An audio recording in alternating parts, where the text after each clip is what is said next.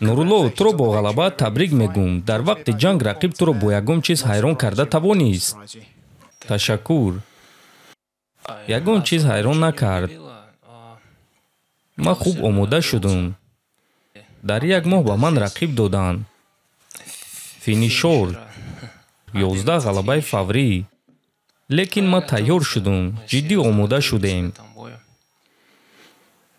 Чӣ маро ҳайрон кард?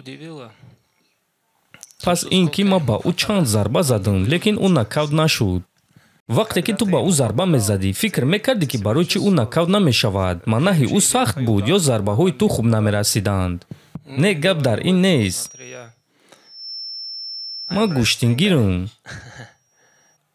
Мо сахт омода шудем. Мураббии ман ба зарбазании ман боварии сахт дорад. Ва ба ман гуфт ки Нурулло, ту дар спарингҳо худро хуб нишон медиҳӣ ва ту бояд ки ин чизро дар ҷанг нишон диҳӣ. ӯ боварӣ дошт ки ман нокаут мекунам. Ҳатто вақте ки дастони маро бинд мекарданд, ман гуфтам камтар кунед, то ин ки ман гӯштин гирифтатонам. Лекин мураббиам гуфт ки не, кам накунед, зиёдтар кунед, то ин ки ту ӯро ба нокаут равон кунӣ. Нурулло, табрик, биё оиди он гап мезанем ки ту ба назди Брюс Баффе рафт ва ман дидам ки ту бо ӯ суҳбат кардӣ ва баъд акс гирифтед. ӯ ба ман гуфт ки Нурулло, табрик, беҳтарин. Ман ба ӯ гуфтам ки ман гӯштингирам, лекин мехостам ки стойкаи худро нишон диҳам. ӯ гуфт ки стойкаи ту хуб аст, ту ҷавонӣ.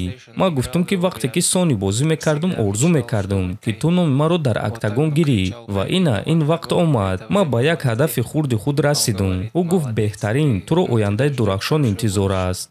Акнун рекорди ту 11-0 шуд ва дар кунҷи рақиби ту Педи Пимблет буд. Шояд ӯ визофи калон мешуд. ӯ ҷангвари дурахшон аст, ту бошӣ ҷангвари бебоғ. Дар ин бора чӣ фикр дорӣ? Рост дига ман тарафи ӯ париданӣ будам, лекин фикр кардам ки ӯ низ одами арзанда аст. ӯ дар топ аст ва чӣ гуна ман ноэҳтиромӣ кунам? Медонам ки ин шоу аст, лекин тарбияи ман ин чизро намегузорад. Вақте ки ман дебют гузаронидам, ман ба ӯ визов дода будам ва ин орзу аст ки дар Англия, дар кишвари ӯ муҳориба гузаронам.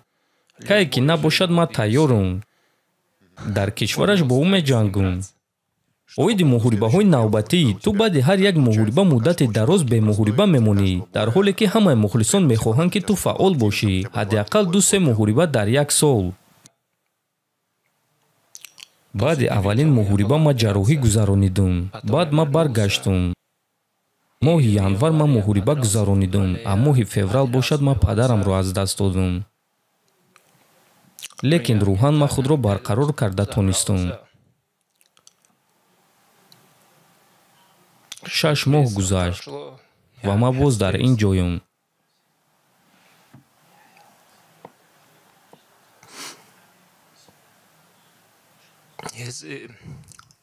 агар мушкилиҳо нашаванд, ман фикр мекунам ки зуд баромад мекунам. I just want to translate 3 questions that the reporter asked. So the first question was regarding Bruce Buffer. What did they talk about it? Nurullo just said that, we took a picture, and he told him that, he always dreamt like taking a picture with him and also announcing his name. And the second question is on his opponent's corner, it was Paddy Pimblett. Did he want it, or was he thinking to call him out? And Nurullo's response was, at first he wanted to jump and call him out, but at the same time, he's top 5. He didn't want to show disrespect. And, actually when he fought, he did his debut for the first fight, he called him out. He wanted to fight him. And his dream is maybe one day to go in England and fight Paddy in his own home country. And then the last question was, the reporter asked that, all of his fans want Nurullo to be more active and do more fights.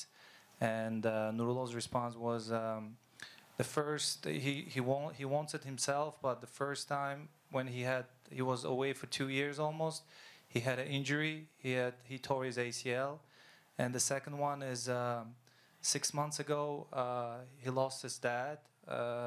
He was a little bit mentally broken, but he's back, and if hopefully there's not going to be any more problems, he really wants to be more active.